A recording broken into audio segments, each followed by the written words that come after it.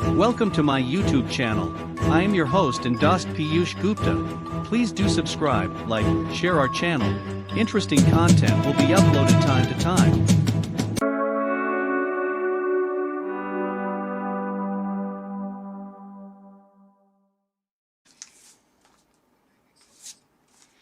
Dear colleagues, excellencies, before we conclude this session of the general debate, I would like to tell you that one delegation has requested to exercise the right of reply.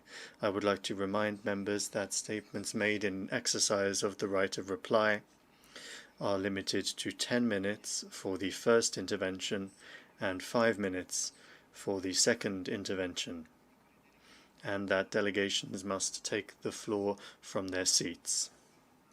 I now give the floor to the representative of India.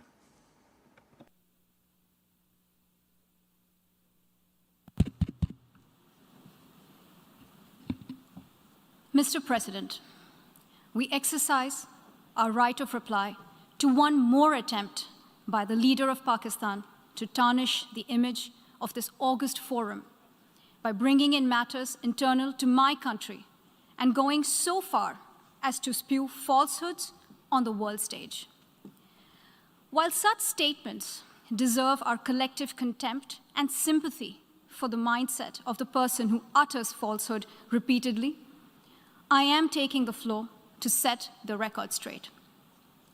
Regrettably, this is not the first time the leader of Pakistan has misused platforms provided by the UN to propagate false and malicious propaganda against my country, and seeking in vain to divert the world's attention from the sad state of his country, where terrorists enjoy free pass while the lives of ordinary people, especially those belonging to the minority communities, are turned upside down.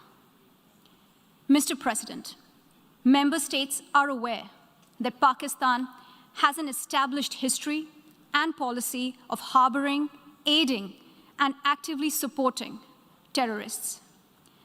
This is a country which has been globally recognized as one openly supporting, training, financing, and arming terrorists as a matter of state policy.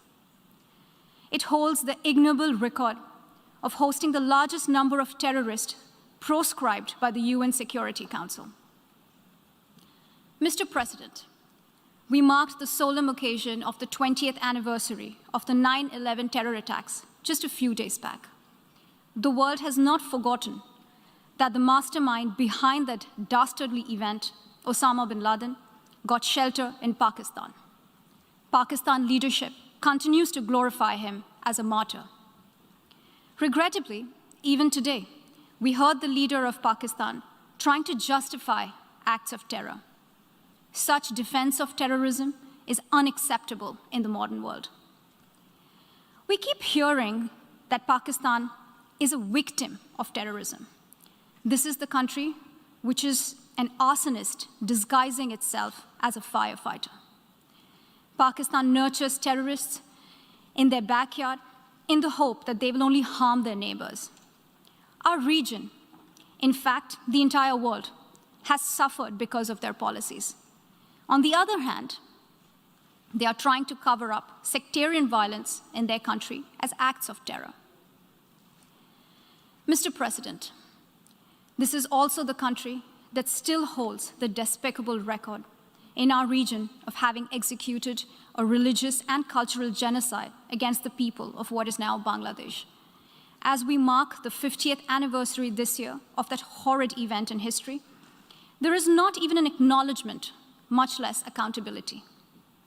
Today, the minorities of Pakistan, the Sikhs, the Hindus, the Christians, live in constant fear and state-sponsored suppression of their rights.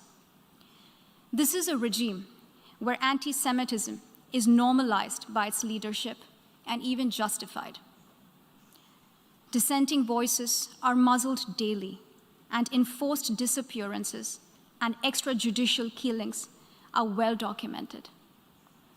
Mr. President, unlike Pakistan, India is a pluralistic democracy with a substantial population of minorities who have gone on to hold highest offices in the country, including as President, Prime Minister, Chief Justices, and Chiefs of Army Staff.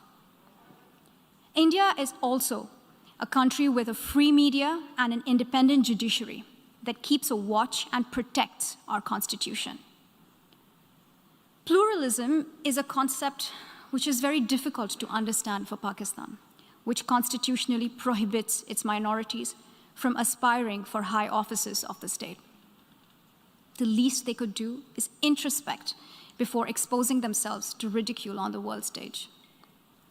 Finally, Mr. President, let me reiterate here that the entire Union territories of Jammu and Kashmir and Ladakh were, are, and will always be an integral and inalienable part of India.